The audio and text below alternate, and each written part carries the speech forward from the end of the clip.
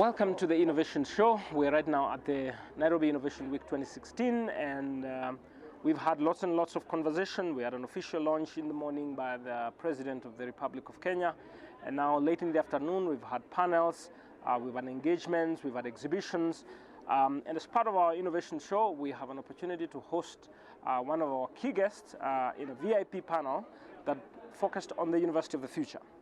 Now, University of the Future was founded on an argument that we need to position our universities thinking about how technology is changing, how culture is changing, how consumerism is changing, how our infrastructure is changing, the PEEP orientation is changing, and the behavior, several things are changing. And even university funding is equally getting limited, and people have to be more and more innovative on how we generate revenue for institutions.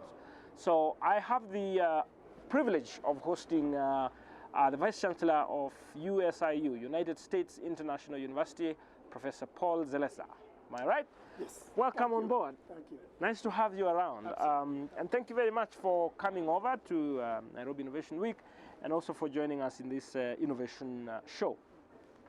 So just to start off, first of all, I think please tell us a little bit about yourself, because I've had many people talk about you, and I think it will be great if you speak about yourself.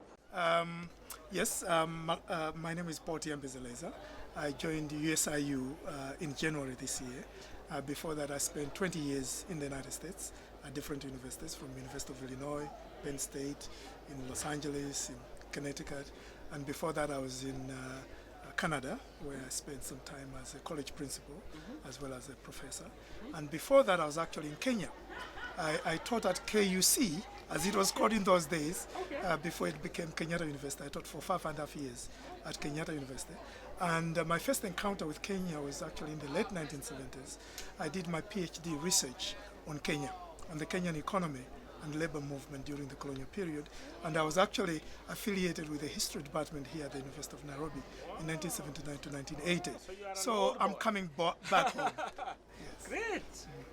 Okay, so now in your role as the new Vice Chancellor of USIU, what are some of your thoughts around the vision of where you want to propel the institution, just before we get into the innovation agenda? USIU, of course, as you know, has the distinction of being Kenya's oldest and largest private university. So it has had a very long tradition of introducing innovative programs. And one of the advantages that I had coming into the university is that the university was undertaking a new strategic plan. And that new strategic plan was completed once I joined the university, which was, of course, an incredible opportunity to learn about the university, where it's coming from, where it is, and where it is going, and for me also to weigh in terms of what I see as some of the possibilities and opportunities. So among the things that we're going to be doing is that we're going to be expanding our academic programs. Of course, we're very strong in the business area. Business school is our oldest. We have the School of Humanities and Social Sciences. And our two newest schools, one being the School of Science and Technology, we're going to be introducing a lot more programs in that field, including software engineering and stuff like that. And then also we established a school about a year or two ago, a new one, the School of Pharmacy and Health Sciences, and we're going to be growing programs in that area. So STEM, as well as the health sciences, will be expanding, but we also want to expand in the areas of the creative and cinematic arts, because obviously a lot of young people these days are extremely creative. They move from the digital to dance, to you name it.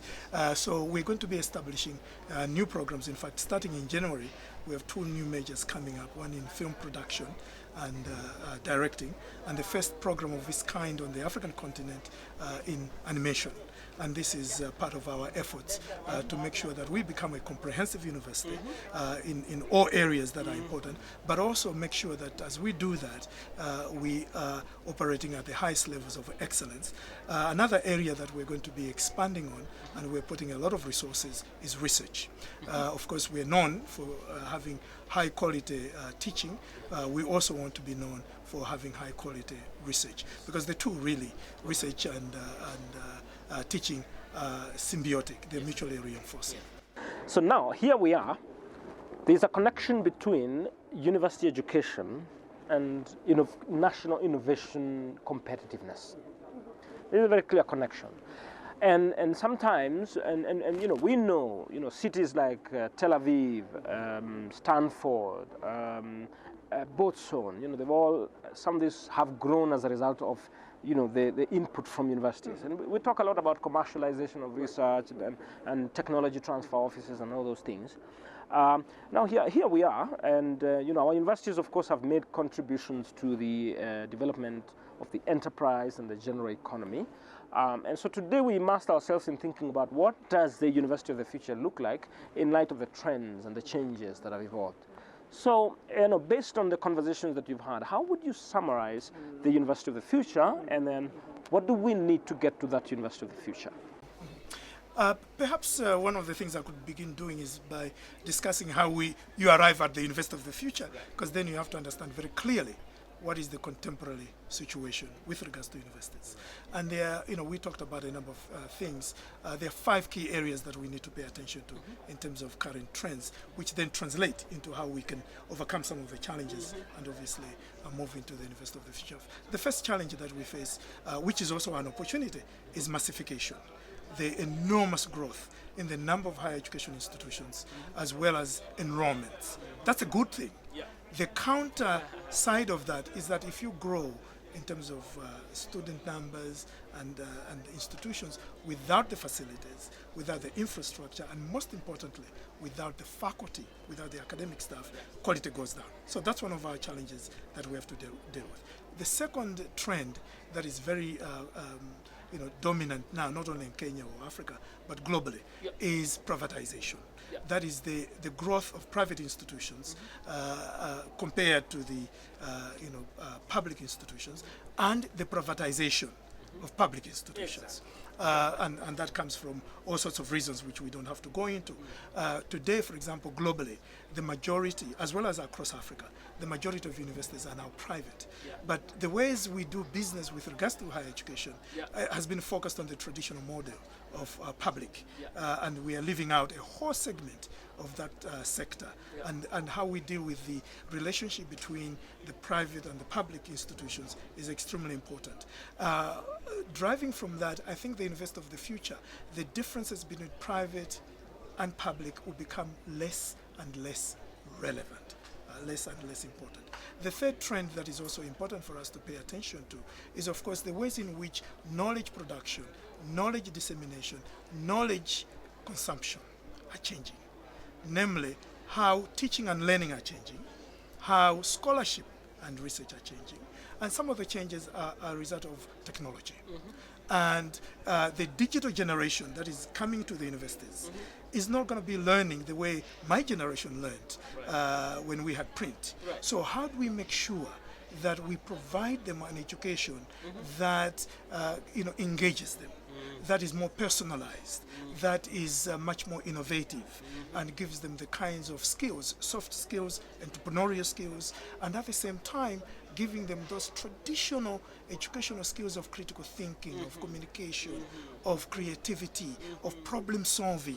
So, that's one of the challenges that we have to face. And of course, also there are changes in terms of the other aspects of knowledge production, dissemination, and consumption. The role of libraries is changing. The old systems of having big bags of books are going. Now it's online, e-books, e-journals, and all that kind of stuff. Facebook and all these social media, they are spaces of knowledge production, conversations, and all that kind of. So how do we incorporate that into active learning for our students? And then, of course, in the ways in which we produce knowledge in terms of publishing as scholars, that's also changing. So that's the third area that we have to think about very, very carefully. The fourth major change taking place now is internationalization. The idea that you can be an institution and think you are great in your little corner of the nation or the globe, those days are gone. Because the competition for students, competitions for talent, whether you're talking of faculty, you're talking of staff, or you're talking of competition for reputations, which then generate income in terms of getting grants and all that, is going global. So how do we play being locally relevant but globally competitive? So that's is a serious challenge, which is also an opportunity for our institution. The final issue that we have to deal with is the whole question: how accountable are we to society? Great. I think that's really puts it together, that whole conversation that you had around the University of the Future, and somehow you've dwelt on the area of the preparedness of the young mind for the world to come. So you're preparing them for life, and you're cognizant of the fact that that life and work environment is unknown to you, because as you rightfully say, 20 years ago, some of the jobs that are now were not there. And what it means, in the next 10 years, there will be jobs that we can't imagine. In the kids that you're teaching in university now will graduate at a time which is about 50 years from now. They will be retiring. And at that time, you cannot even fathom the world the way it will look like. And so of the various pillars that you've actually identified of the University of the Future, for me that strikes most.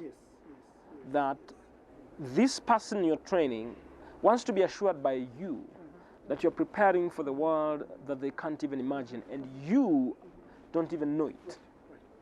Now, how are we going to do? And so I want to dwell a little bit deeper into that element. And the second element that you brought up is the private sector and academia connection, where private sector is supporting more of the research, and academia is involved in the research and creating new solutions and imagining the future together. So I want to dwell a little bit about that in terms of what do you see us doing as universities, as academia, in order to achieve that? No, I am a faculty member, for example, or I'm a university leader. What are some of the things, some of the wheels I need to start turning so that my faculty are able to prepare the minds for the future, so that they can be more innovative and create more solutions, because jobs are shrinking, and they have to create new ones, and they have to have the mindset. And as you said, I mean, it's not about specialization. I'm an engineer, I'm a computer scientist. I should be growing up all around, appreciate the other disciplines, and being able to think in a multidisciplinary way, etc. So what are some of the initiatives you would suggest that our faculty and institutional leaders need to begin thinking about? Obviously we don't know what the future will look like. If somebody had told us that we would be spending a lot of our time on social media 20 years ago, we would have laughed. And that's why everybody's busy with their little cell phones. I think there are certain pillars one has to think about. While changes will occur that we can't predict, we also know that changes have happened for the last few hundred years, thousands of years, and we see certain patterns. I would be totally surprised, I'm a historian by training, that anything that will happen in the future is something that is unrecognizable for us as human beings. So on that basis, what are things that we know that previous generations, previous historical moments have had to deal, because ours is not the first one to deal with massive transformations. The Industrial Revolution was a huge transformation for the world. So for me, there are three pillars we have to pay attention to. One is, what are some of the enduring values and skills that any person needs to have, regardless of the job they will do, regardless of what career, because in fact this generation will not have simply multiple jobs, but multiple careers. What is it that will serve them for life? One of the things that will serve them regardless of what they do is the ability to think critically. Critical thinking is imperative regardless of whatever you do, regardless of whatever generation you are. Communication skills, oral, written, those are imperative. Creativity, problem solving. So what we have to do is offer students a curriculum in which these profound and enduring values are embedded. Regardless of course, they have to think, they have to communicate, they have to be creative, they have to solve problems. That will serve them for the rest of their life. Because what it will do, you are teaching them learning how to learn. You are equipping them for lifelong learning. The second pillar is that you have to be mindful of when you're introducing a new curriculum or you are revising a curriculum, and I would say you need to revise curriculum regularly. You have to do serious market research. what is needed in the labor market, and of course you can have projections for the next 5 years, which may be off by a little magnitude. The needs of society in terms of health, in terms of food, in terms of well-being, those will not fundamentally change. Their configuration might change. So how do we prepare our students in terms of the big needs of society? And the curriculum, when it's being introduced and when it's being revised, is constantly interacting, interrogating, incorporating what's going on in society. So the curriculum is not a dead document that becomes the yellow notes, but it's a living document. The third area that you always have to be mindful of, and that succeeds for any generation, is what some people call experiential learning or community-based learning, high-impact learning. If a student is in a classroom and just listening to the lecturer, their learning is probably not going to be as deep or as broad as if that same class involves not only learning in the classroom, but also practical experience, which of course is automatic in certain fields. You can't be a nurse, you can't be a doctor without that, but in others it's not automatic. So what we have to do is to make sure that it becomes your teaching and learning, experiential learning is a part of that. At USIU, for example, in all these three areas, in terms of the enduring values, every student has to take general education. 40 units are general education, where they're learning these critical thinking skills, communication skills. And sometimes students don't see the need for that. Say, you're wasting my time. I'm doing accounting or I'm doing, pharmacy. Why am I doing this? But later on, they appreciate what happened is that you were training them to think for life. I had a wonderful meeting with a 94-year-old man, African-American artist. Of all places, I met him in Oman. I was doing research on the African diaspora, and he actually spent in the early 60s in Kenya. So anyway, he said to me that every day he makes sure he knows something he didn't know yesterday. And for me, one of the things we have to do with education is to convince people not how much they know, but how ignorant they are. And therefore, they should spend a lifetime of striving to know more. It develops in you a certain humility and a certain acceptance that you always learn and you always have to stretch your mind, strive, and that attitude is extremely important. Yes. It's been great. I really, really appreciate the summarization, the reflection around the University of the Future. And I do hope, out of this kind of forums and the knowledge that we're sharing with our partners and engaging together to think about how do we make our world better, will help us to prepare ourselves and be more competitive and be more productive, and also make sure our society is better prepared to meet the needs that we can't even imagine. So it's been great hosting Professor Paul Zeleza from United States International University in Kenya. An expert, as you can tell, has a world view of things, been to the US, spent several years in the UK, you actually said Canada rather, and has studied in Kenya as well, so he has a global view of basically how education is evolving and how it contributes to innovation and enterprise development and national development, economic development and the like. So thanks very much. We've had a great time at the Innovation Show. We're welcome that you can follow us, because we use this forum to engage, reflect on the innovation processes, the components of innovation, and you can follow us on our social media, on Twitter, on Facebook, and on Instagram. Our handles at TONNY'S, all of them, and our hashtag is #EngageOmwansa. Thanks very much and see you later. Bye. Thank you.